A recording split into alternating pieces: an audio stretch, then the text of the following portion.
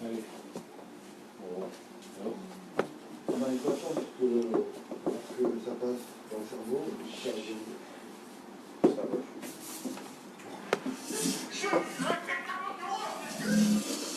Oh, c'est pas moi qui crie.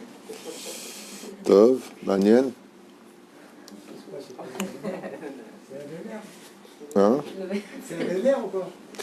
Ah, je ne savais pas. Donc, Boker Tov, Shabbat Shalom Vorar, Beshem Hashem Naaseh Venatzliach. On est aujourd'hui le vendredi 6 du mois de novembre, Bezrat Hashem. Et déjà le Yud Tet, le 19 du mois de Marcheshvan, Lechem Tovim Shalom.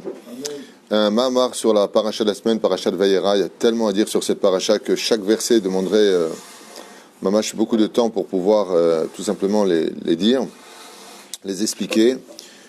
Shiur pour l'élévation de l'âme de Avraham ben Moshe ou ben Sarah, Bezrat Hashem. Non, ça c'est le 4 mars. Autant pour moi, pour l'élévation, pardon. Juste un instant.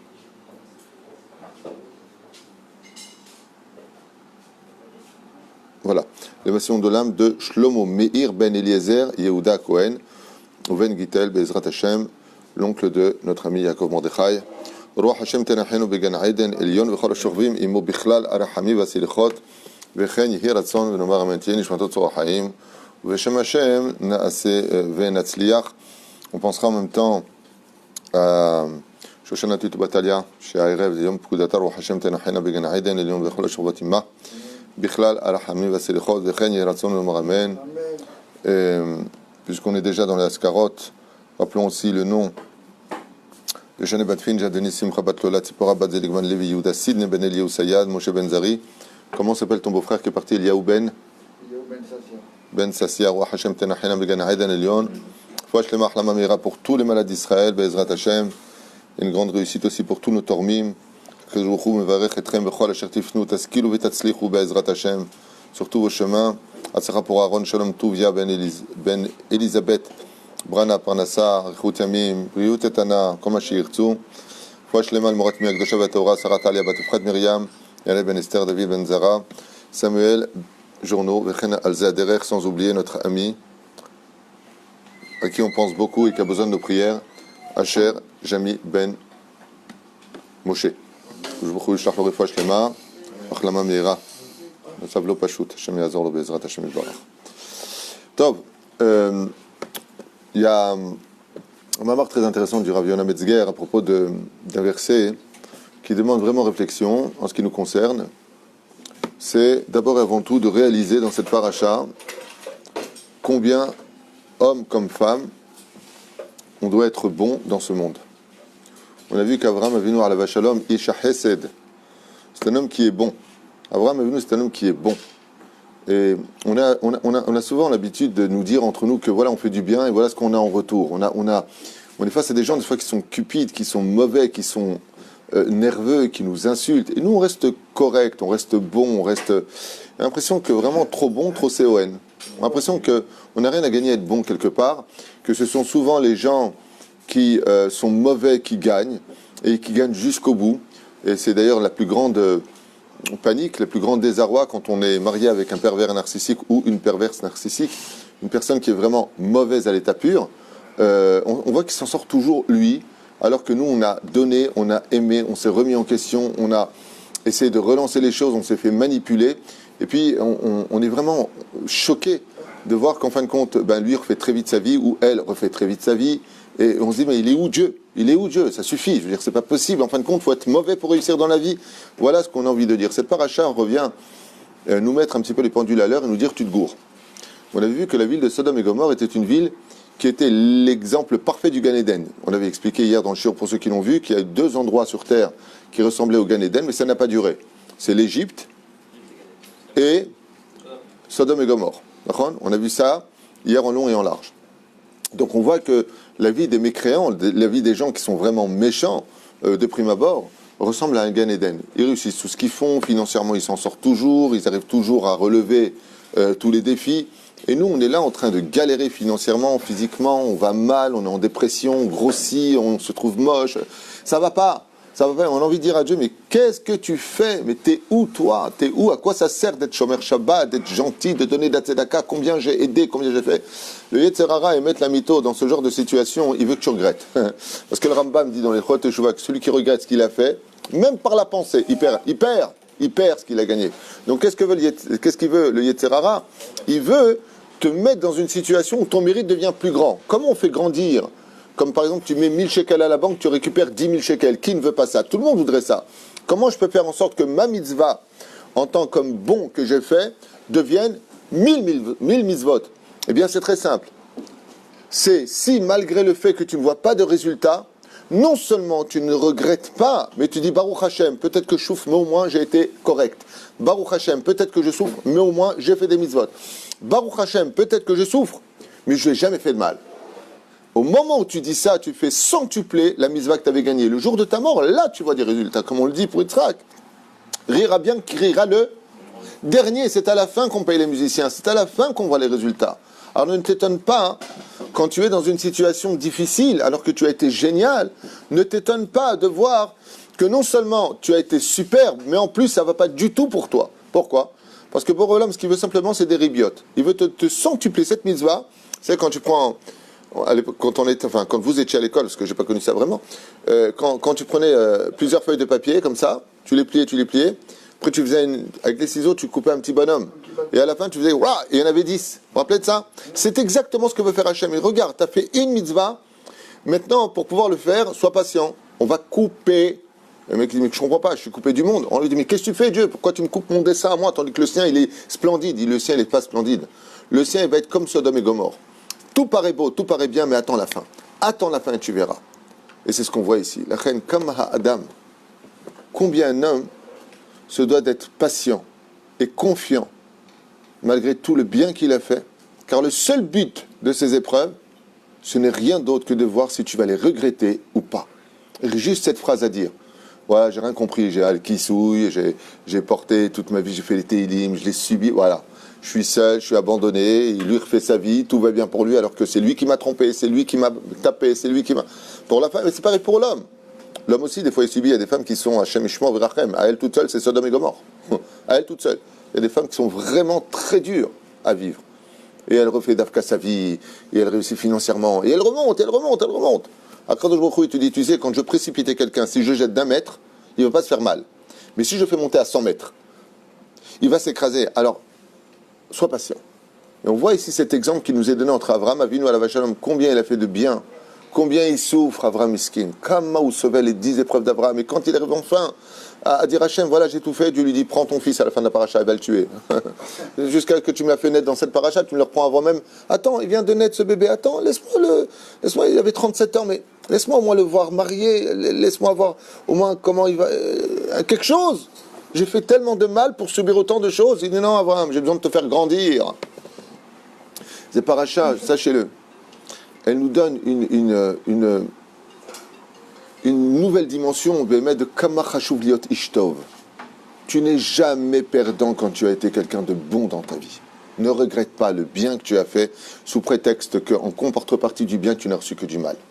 En réalité, Dieu te préserve tout pour le monde futur, mais aussi pour ce monde. Ce qu'il y a de plus curieux, Ken, une fois je l'ai mal, il dit Yakar Rabbi Meir, si tu dois rentrer, rentre. Non, Ma chez là.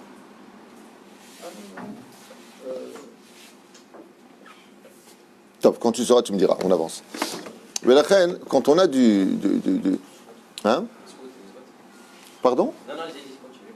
Vous avez ça m'interrompre comme ça tout le temps pour rien dire? Vous pouvez les sortir. Pashut Meod, ce qu'il y a de très curieux, c'est comment le mal, malgré tout, il arrive à réapparaître comme étant le bien. Tu as retrouvé ta question, Tzadik? Je t'écoute. Vous m'avez une fois enseigné une chose, m'a dit, tu sais, Meir, à quel point il a appelé Abraham mon ami. C'est un des seuls qu'il a appelé mon ami.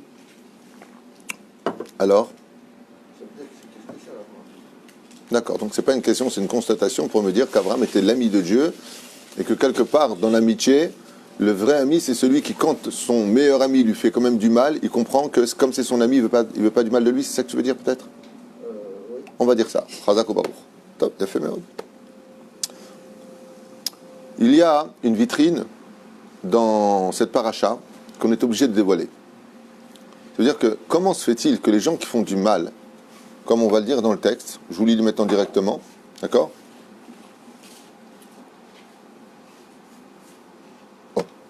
Vaïmer Adonai Za'akat Sdom Va'amora, la douleur et les cris de Sodome et de Gomorre, qui rabat, elle est énorme.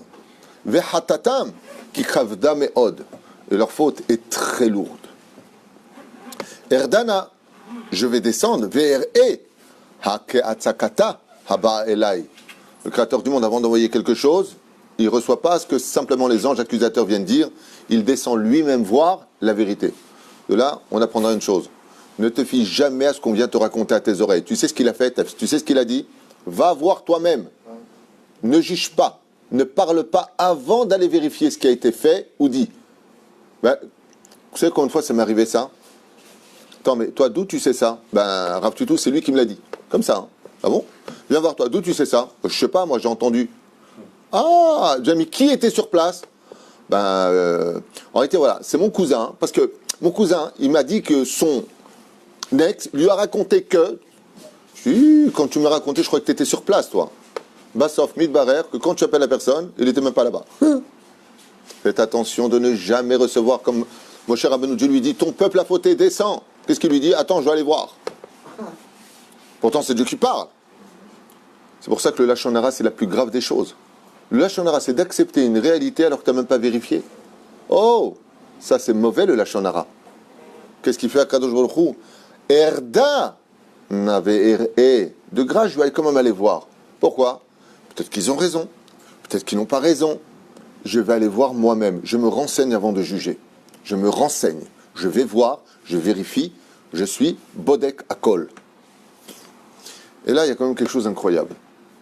Les gens qui sont pourris et mauvais comme les habitants de Sodome et Gomorre, ils savent que le bien est le bien, le mal est le mal. On a fait un shiur merveilleux sur avec Déborah Amar, que Dieu la bénisse. Donne une bonne santé, un bon khatan à elle et toutes les filles d'Israël. Mais franchement, on ne peut pas fuir sa conscience. Il y a un moment où Béhémet, tu sais que ce que tu fais, c'est pas bien. Combien tu peux te cacher derrière des claims? La Mishnah dans Masechet Avot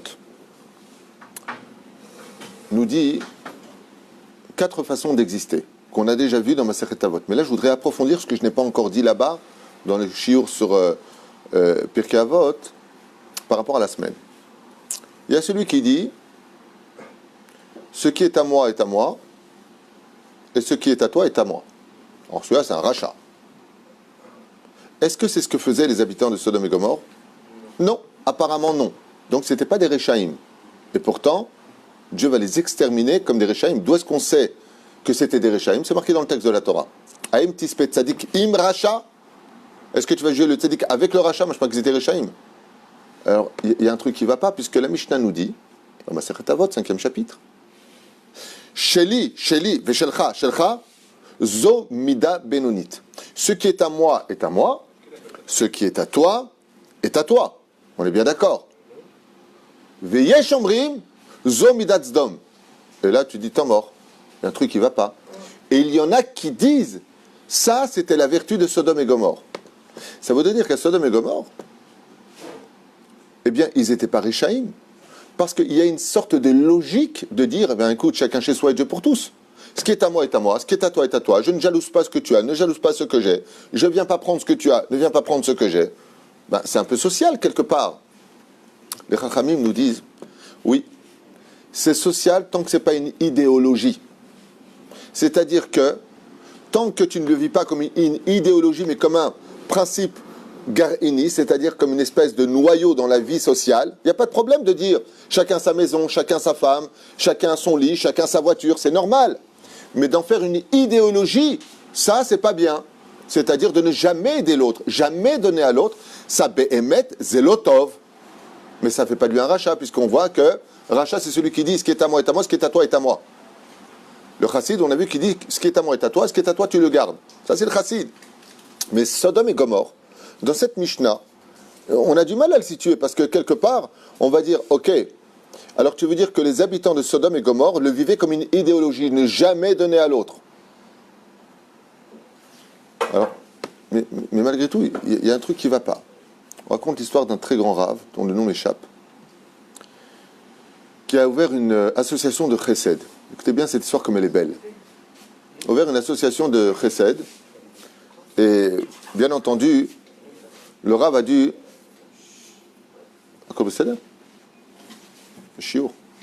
Le Rav a dû tout simplement aller voir des personnes qui avaient de l'argent pour leur demander de participer à la caisse, car de plus en plus de familles nécessiteuses demandaient de l'aide.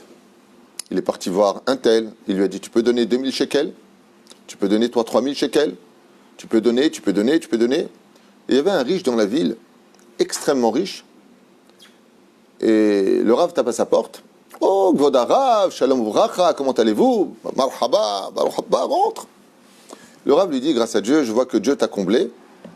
Est-ce que par hasard, tu pourrais faire une mitzvah d'aider? Tu sais que j'ai ouvert un nouveau gmar, et on a plus de 100 familles inscrites chez nous qui viennent demander de l'aide. Bémet, on fait les vérifications, comme ma collègue, la même chose. On vérifie là où va l'argent. » Le riche lui dit « Écoutez, Gvod Harav, vous savez qu'il y a des halachot. Moi, j'ai un frère qui est très pauvre. Et tous les mois, je l'aide. C'est moi, mon maaser, je lui donne. Je l'aide. Et vous savez que la halakha, elle dit d'abord ta chair, après la chair de l'autre. D'abord, tu aides ta famille, après, tu viens aider les autres. Donc, moi, Miprinati, il lui dit, je donne déjà. Le Rav lui dit, Charkoar, tu aides ton frère, quoi la kavod, tu fais les choses. J'aimerais Khotra. Il lui pose comme ça la main sur le genou, il lui dit, Charkoar, Charkoar. Et le Rav s'en va. Grâce à Dieu, celui qui travaille pour Hachem, les Shem Shamaim, Dieu ne le laisse jamais. Jamais. Et les caisses se sont bien renflouées. Et ça m'éarre. Et voilà que les pauvres arrivent, jusqu'au jour, où quelques semaines plus tard, vient taper à la porte le frère du riche. Il dit, Gvod Harav, Shamatik, vous avez ouvert un très grand gmar, tout le monde est heureux, je rencontre des amis à moi qui n'avaient pas d'argent, grâce à vous, ils ont fait Shabbat, ils ont fait Yom Tov, ils ont fait... Peut-être que vous pouvez, moi aussi, me mettre dans la liste. Et le Rav regarde comme ça, il lui dit, mais toi, t'es bien le frère du riche, d'un tel. Il lui a dit, oui, bien sûr. Ben, ton frère, il t'aide. La caisse que j'ai, moi, elle ne compte pas son argent parce que lui, il t'aide. Donc, à travers son don, comme je ne lui ai pas pris d'argent, il t'aide. Il lui a dit, Gvod Harav, mon frère est multimillionnaire, il ne m'a jamais aidé de toute sa vie. J'ai jamais reçu un shekel. Je lui ai envoyé 10 fois, je suis renvoyé de la maison, j'ai pas payé mon électricité, j'ai pas. Il m'a jamais donné de l'argent. À chaque fois, il me dit, aïe, dommage, je viens d'investir, dommage, je dois partir, aïe, dommage, je suis déjà en voyage, quand je reviendrai. Il m'a jamais rappelé. Mon frère, ça fait des années que j'ai laissé tomber lui demander de l'aide, parce qu'il ne m'a jamais aidé. Le Rav, quand il va comme ça, il dit à son secrétaire, aide-le. Il se lève, il prend son manteau, et il dit à son secrétaire, prends ma place, aide tout le monde, je vais aller voir le riche. Et quand il arrive là-bas, il tape à la porte, le riche lui ouvre la porte comme ça. Oh, Gvod Harav, Tov Lirot Panecha, ça me plaisir de vous voir. Ma? Le Rav, il lui dit, je suis venu spécialement, j'ai tout laissé tomber pour te remercier de tout mon cœur. Alors le riche lui dit, non, attendez, je vous ai rien donné, je ne compte pas vous donner, vous savez, je suis un peu gêné, vos remerciements. Il lui dit, non, mais non, laisse tomber l'argent appartient à Dieu, c'est pas ça le truc. Depuis que je suis au Talmud Torah, depuis que je suis jeune, j'ai jamais compris la Mishnah de Masechet Avot qui disait ce qui est à moi, ce qui est à toi, est à toi. Veyesh Omrim, et il y en a qui disent, comme explique Rabbeinu Yonah, que Zomidat Zdom, comme il dit Rabbeinu Yonah, c'est lui qui explique que les habitants de Sodome en avaient fait une idéologie de ne jamais aider l'autre. Dans le principe social, oui, on peut dire ce qui est à moi, ce qui est à toi, c'est presque logique. Mais que les habitants de Sodome en avaient fait une idéologie que jamais ils aideraient les autres, ça c'est rachat. Alors dans ce cas-là, on pose la question, on va dire, Veyesh Omrim, il a dit, moi, cette explication-là, il me colle à Kavod, j'ai toujours pas compris pourquoi les habitants de Sodome, qui étaient rachats, on les a mis dans du Benoni. Si les Benoni, il n'est pas rachat. Mais grâce à toi, je viens enfin de comprendre la Mishnah. À l'âge de 77 ans, grâce à toi, je suis venu te remercier. Il dit, je comprends pas. Il dit, le mot Yesh Omrim, je pensais que ça voulait dire, il y a des commentateurs qui disent que Sodome et Gomorrhe, c'était comme ça. Il dit, mais grâce à toi, j'ai compris que Yesh Omrim, c'est pas des commentateurs de la Torah dont on parle. C'est des mythos comme toi. Qu'est-ce qu'il disait? Ah, je peux pas vous donner, parce que j'aide mon frère. Omrim, Sheozrim, ils disent qu'ils aident. Mais en réalité, ils n'aident pas. Et maintenant que je sais qui tu es digne d'être un habitant de Sodome et Gomorrhe, puisque tu m'as raconté que tu aidais ton frère. Ouais. Il lui a dit, maintenant j'ai enfin compris la Mishnah. Veyesh omrim, zo midat Sodom. Maintenant je comprends que c'est la mida de Sodome. Qu'est-ce qu'il disait la mida de Sodome? Il se racontait des histoires. Il croyait qu'il donnait la tzedaka. Viens, je vais donner, viens, je vais t'aider. Yesh omrim. Yesh omrim. C'était les habitants de Sodome et Gomorrhe, comme toi. Quand je suis venu te voir, qu'est-ce que tu m'as dit? Non, moi j'aide mon frère. J'ai vu ton frère. Tu ne l'as jamais aidé. Et là, l'homme, il a baissé la tête. Il lui a dit, Arshav, grâce à toi, je suis venu te dire Toda Rabba, de m'avoir enfin fait comprendre pourquoi on disait que c'était des Rechaïm et pourquoi la Mishnah disait que c'était des Bénonim. Pourquoi c'était des mécréants et pourquoi la Mishnah dit que c'était des gens avec du srout et avec des péchés. Maintenant, je viens de comprendre. Yesh omrim, qui c'est? Les habitants de Sodome et Gomorrhe. Ils se racontaient combien ils avaient aidé les uns et combien ils avaient aidé les autres. Mais ils étaient restés sur le principe fondamental de ne jamais aider. Comme toi. Donc grâce à toi, j'ai enfin compris cette Mishnah et ça valait tous les dons du monde. Toda Rabba. Kach amar lo, rega. Kach amar lo Baruch Hashem, Arav, l'auto Racha, qui lui avait fait comme principe fondamental. Et il dit ça, c'est le problème de tous les Rechaïm. Quand j'ai étudié ce Mahamar, j'ai levé la tête sur tous les rendez-vous que j'ai eus. Ça fait 25 ans que je reçois des couples, des gens qui sont en conflit. Et je dis, mais c'est pas possible. C'est pas possible. Combien il y a des gens qui ont cette mentalité de Sodome et Gomorrhe. La dernière fois, j'avais un couple qui était en face de moi. Et je dis à l'homme, donc dans le cas échéant, c'était à l'homme, ça fait combien de temps que vous n'avez pas offert de cadeau à votre femme? Je lui ai toujours offert des cadeaux. Hein. La femme dit, ah bon? Comme ça devant moi. Hein. Ah bon? Alors, je regarde l'homme, je lui dis, écoutez, moi, si je vous pose des questions, je ne suis pas une concierge, je ne veux pas être curieux. C'est juste pour analyser les caractéristiques de vos personnes. Je veux comprendre. C'est quoi le dernier cadeau que vous avez fait à votre femme? Et là, tout de suite, changement de discussion. Regardez bien comme c'est malin, un rachat. Ben, je t'ai toujours fait des cadeaux. Il a commencé par ça, oui. Alors, c'est quand le dernier cadeau?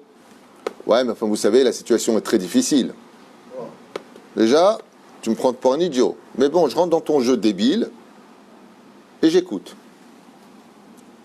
C'était quand le dernier cadeau? Je vous promets, je vous invente rien. Ben, j'ai offert une montre. Elle est d'ailleurs sur elle. Je dis, oui, mais ça, c'est la montre de mes fiançailles il y a 13 ans quand on s'est mariés.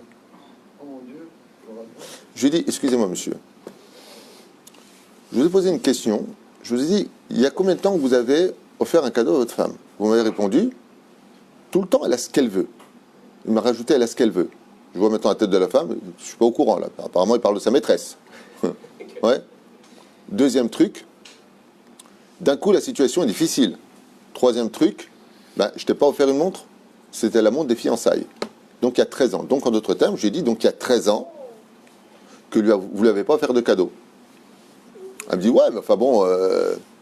Et la femme me dit, ni les anniversaires, ni de mariage, ni personne, ni rien. Ni pour les fêtes, jamais de cadeau. Il n'a jamais d'argent pour moi, mais par contre, pour aller jouer aux cartes, pour aller avec ses copains, il a toujours. Il s'est acheté une nouvelle voiture, comme ça me dit. Ça, par contre, il a. Je lui ai dit au garçon exactement cette Mishnah. Je lui ai dit, vous savez où est le problème? C'est que vous vous êtes raconté toute votre vie que vous avez fait ce qu'il fallait faire. Vous vous mentez, monsieur. Vous êtes un habitant de Sodome et Gomorrhe. Vous êtes une réincarnation des gens. Le Harizal dit qu'à la fin des temps, Dieu réincarnera la génération du déluge, de Sodome et Gomorrhe, du Dora Plaga, de la tour de Babel. Vous avez cette mentalité. Vous êtes un enfant de Sodome et Gomorrhe.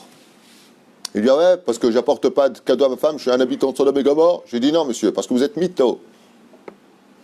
Veyesh omrim, ata omer dvarim, aval ze lo nachon. Tu ne peux pas avoir de problème de conscience si ta propre conscience te ment.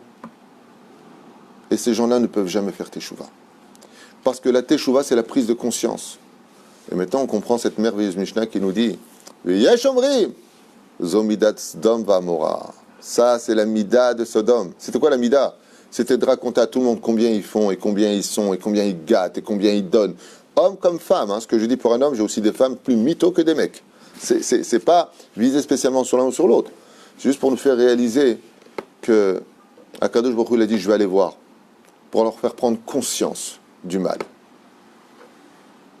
Et comme la femme de Lot, Irite, a refusé de voir conscience, alors c'est la conscience qui va l'habiter pour l'éternité par cette statue de sel où elle se tient jusqu'à aujourd'hui, puisque Meir, comme tu nous l'as raconté, tu es parti voir la statue de sel, Nachon? Nachon? Hein? Oui, bien sûr. T'as la photo? Je crois qu'on a les photos dans nos téléphones, je crois. Sur le téléphone, Bezrat Hashem. Top, fait mieux. Bezé Perouche, alors juste un petit chidouche comme ça, que je voulais partager avec vous sur cette Mishnah de Veyesh Omrim, Zomidat Sodom, Va'amora. Baruch Adonai Leolam, Amen, Amen.